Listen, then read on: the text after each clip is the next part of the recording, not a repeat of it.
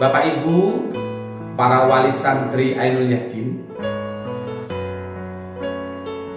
Abi Guru ingin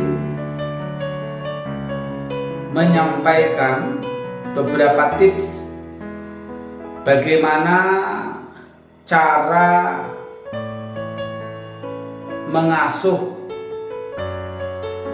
dan mendidik putra-putrinya masa liburan di rumah. Cara mengasuh dan mendidik para santri di rumah selama liburan. Ini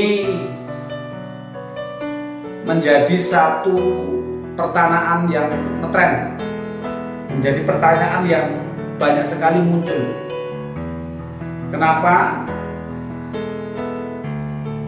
Karena para wali santri atau orang tua itu kesulitan untuk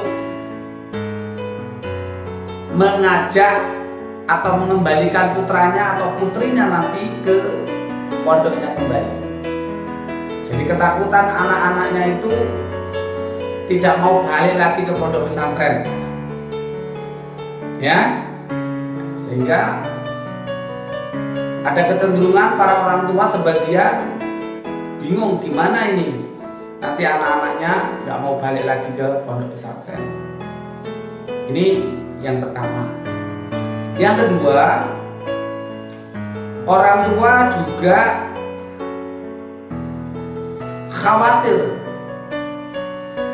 manakala di rumah nanti anak-anak ini akan kambuh lagi perilaku-perilaku buruknya, akan terulang kembali perbuatan-perbuatan yang tidak baik. Atau yang ketiga, anak-anaknya ini nanti di rumah semakin berbuat yang tidak baik atau tidak wajar. Bapak Ibu wali santri Ainul Yakin, maka Abi Guru sampaikan ini sebetulnya tips ini secara umum, ya, secara umum bagi para orang tua atau wali santri yang pernah mondok di pondok pesantren tentunya, ya, atau orang tua yang pernah mondok atau anak-anaknya yang sudah semuanya hampir di pondok pesantren, hafal betul bagaimana kehidupan di pondok pesantren,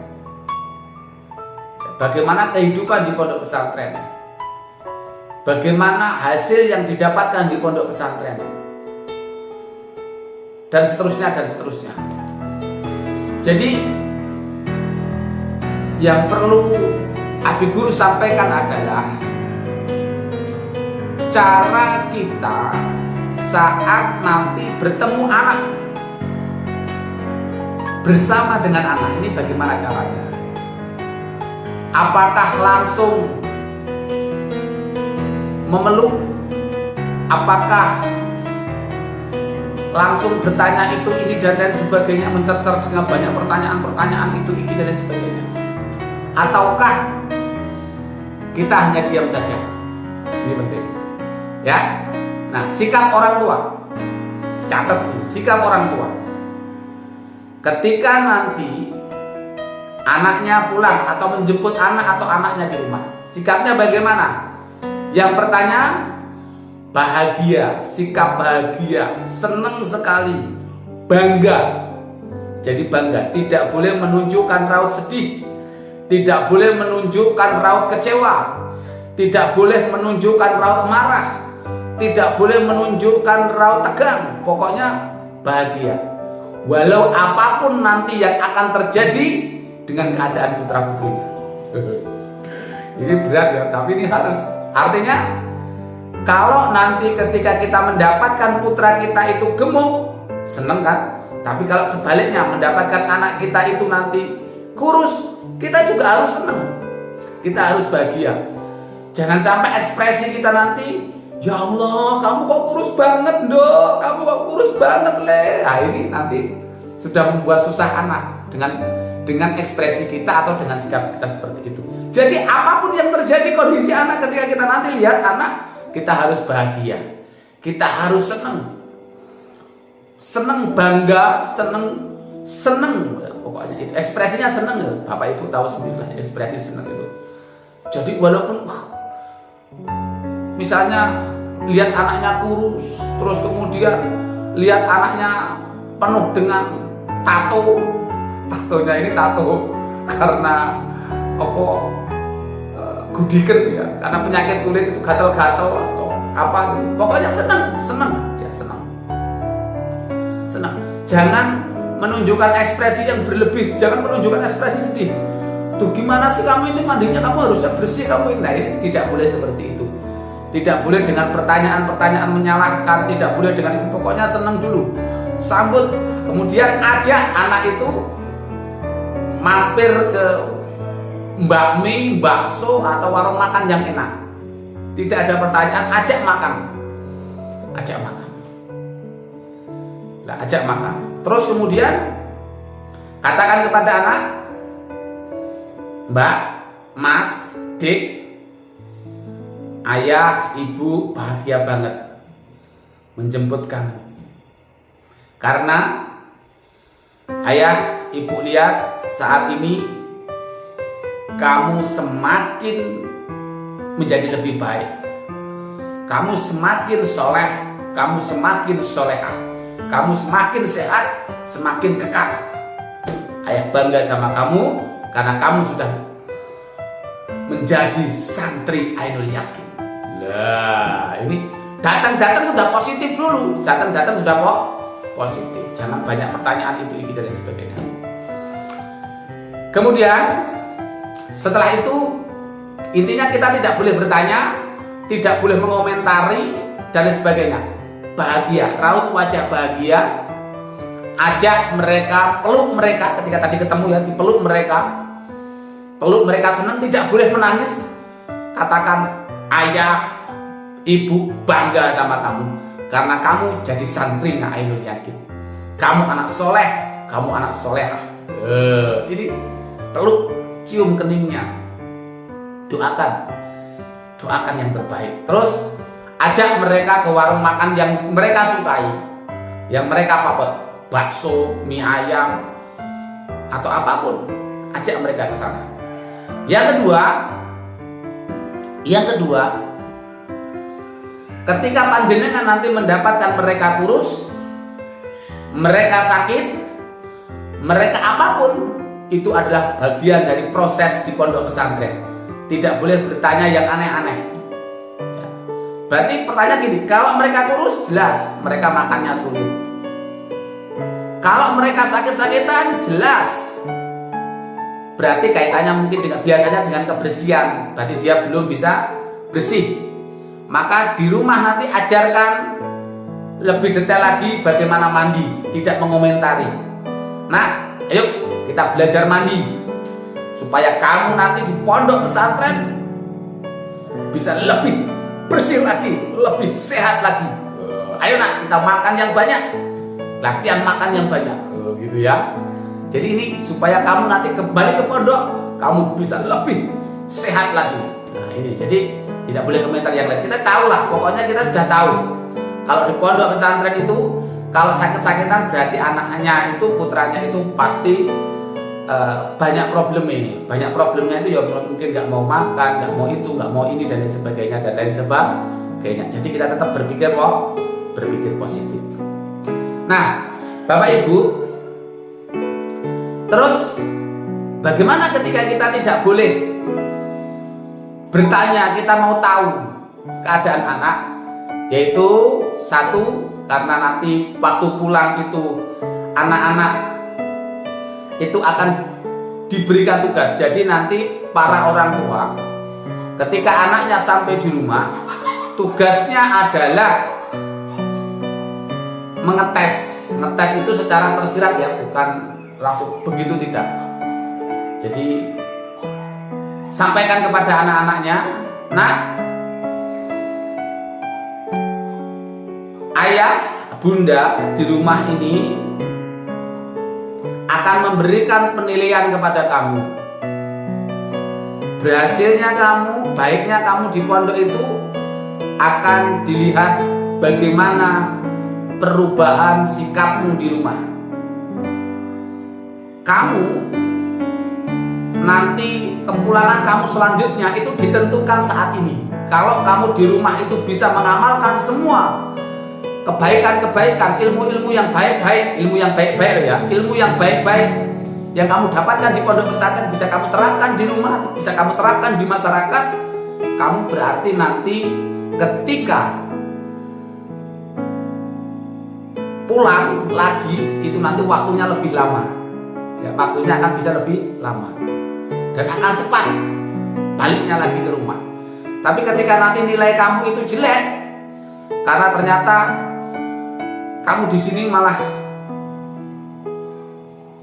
nggak ngikuti aturan, kamu malah justru kembali seperti dulu lagi, maka kamu nanti akan mendapatkan nilai yang jelek dan kamu nanti tidak akan bisa pulang tiap bulan, atau bapak sama ibu, ayah sama bunda tidak bisa menjenguk kamu. Maka ayah sama bunda tugasnya adalah menilai kamu selama 5 minggu ini. Kamu akan ayah bunda nilai seperti apa akademik kamu, ngaji kamu, pemahaman fikih kamu, ilmu toharoh kamu, ilmu sholat kamu, ya, bagaimana tajwid kamu, bagaimana syurah kamu, ini bagaimana nulis kamu, nulis Arab kamu, bagaimana sikap kamu, bagaimana kemandirian kamu, dan seterusnya dan seterusnya. Nah ini itu yang perlu ditegaskan kepada anak-anak, sehingga secara otomatis anak itu nanti akan mengikuti, akan nurut sama panjenengan. Kenapa? Panjenengan itu membuat nilai, panjenengan menentukan nilai, sehingga anak nggak main-main. Karena itu nanti akan kita cek sampai di pondok pesantren juga akan kita cek. Oh nilai kamu oh berarti kamu di rumah belum mengamalkan ilmu-ilmunya yang ada di pondok pesantren, ya, seperti itu. Bapak Ibu, bagaimana format penilaiannya? Di Ainul Yakin selalu didoktrin kepada santrinya bahwa santri, penilaiannya itu santri ada 6 poin yang akan dinilai. Yang pertama santri, S-nya itu yang dinilai adalah sholat. Sholat. Bagaimana sholat, ketertiban sholatnya, 5 waktunya, 7 waktunya. 7 waktu itu baik tahajud, subuh, duha, duhur, asar, maghrib, isya. Jadi kalau jadikan itu 7 waktu, 5 waktu. 7 waktunya dimulai dari tahajudnya bagaimana, subuhnya bagaimana, duhanya bagaimana, dan seterusnya. Sholatnya, ketertiban. Terus kemudian tumakninahnya, ya, jamaahnya. Ini selalu diperhatikan. Dengan nanti bisa menilai, oh anakku ada perubahan nggak, ada perkembangan nggak terkait dengan sholatnya, ya. Yang mungkin dulu di rumah nggak mau sholat, sekarang gimana di rumah rajin atau tidak, ke masjidnya bagaimana, dan seterusnya. Yang pertama, silahkan dinilai untuk sholatnya, penilaian terkait dengan bab sholat. Yang kedua, terkait dengan akhlakul Quran, terkait dengan akhlaknya, terkait dengan attitude-nya, terkait dengan adabnya, terkait dengan sikapnya, sopan santunnya, bagaimana? Silakan dinilai. Ini akhlak, hanya adalah akhlak. Bagaimana unggah-ungguh?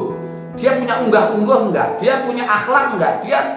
Dia punya adab enggak? Bagaimana bersikap dengan adik-adiknya, dengan orang tua, dan lain sebagainya, dan lain sebagainya. Ini silakan dinilai. Ya, silakan dinilai. Santri-santri Ainul Yakin diajarkan tentang akhlak yang bagus. Dia bisa menerapkan nggak di rumah. Kemudian N-nya adalah nasihat menasihati. Putra panjenengan nanti jangan kaget ketika di rumah anak-anak panjenengan itu akan menasihati panjenengan, ngajak panjenengan sholat, ngajak panjenengan ngaji, suka mengingatkan jangan buang sampah sembarangan, begitu begini dan sebagainya. Anak panjenengan sudah terbiasa untuk dakwah belum? Suka menasihati, suka mengisi, suka tausiah. Nah, kalau sudah suka tausiah berarti bagus. T-nya adalah terampil. Terampil itu suka bekerja, suka membantu. Bagaimana putra putri panjenengan? Suka membantu orang tuanya tidak?